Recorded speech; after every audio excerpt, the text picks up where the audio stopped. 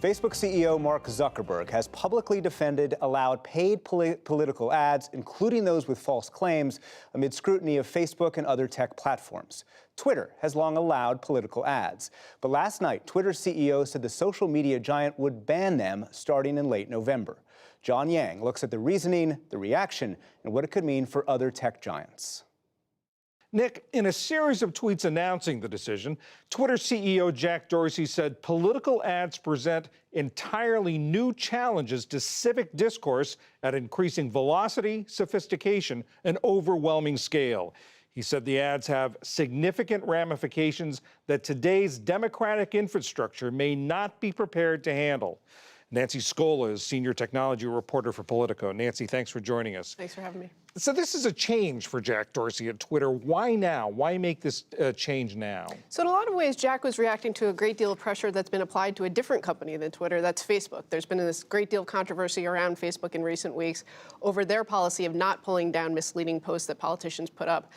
Jack was reacting to that in a way of saying, we're taking a completely different path, a completely different road than Mark Zuckerberg and Facebook have decided to go down. And this announcement, Dorsey made this announcement just before an earnings call for Facebook, and Zuckerberg was asked about it on that call. And he said, in a democracy, I don't think it's right for private companies to censor politicians or the news. You've been talking to Facebook executives today. Do they feel pressure now because of what Twitter has done? They don't. I mean, there's a great deal more attention on them. They're well aware of that, but they say, we have made this decision. Our problem now is we haven't articulated it particularly well, but we've made a decision. We think it's the right one, and we're going to stick to it. And essentially, their decision is what? Their decision is that they are not going to, if politicians put up posts that are misleading, they're going to count on voters to look at those posts, those ads, and say, okay, that's something that's not true. Allow the public to make those decisions about truthfulness or not do the fact-checking on the front end. And I mean, Dorsey made a distinction in his tweets, which were much longer than what we read, between paid speech ads and free speech, posts by people. What was the distinction? That's right. So Jack's argument is that if somebody posts something on Twitter and it gets a great deal of traction, even if it's misleading, that's fine. You're winning sort of like war of political discourse and you're gaining traction on your own.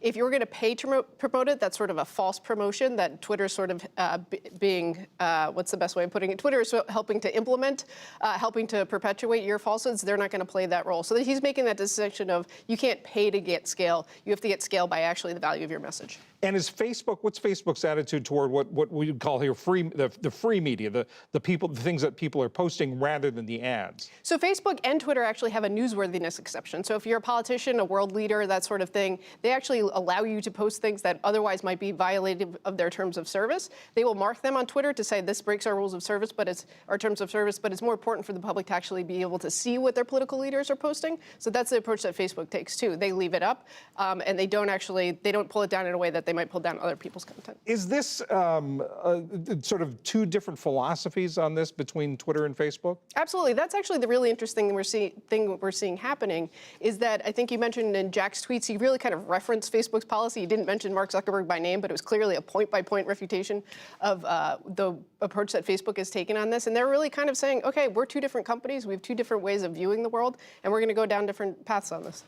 There was some political reaction to this, as you might expect. The Biden campaign put out a statement saying, when faced with a choice between ad dollars and the integrity of our democracy, it is encouraging that for once revenue did not win out, speaking of the Twitter decision. On the other hand, President Trump's campaign manager, Brad Parscale, said, this is yet another attempt to silence conservatives since Twitter knows President Trump has the most sophisticated online program ever known.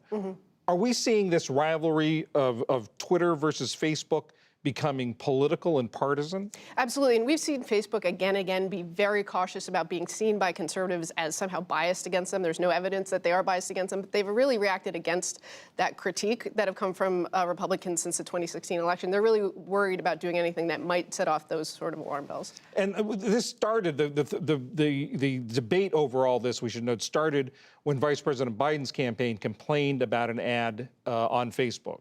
Yes. And tell us a little bit about that.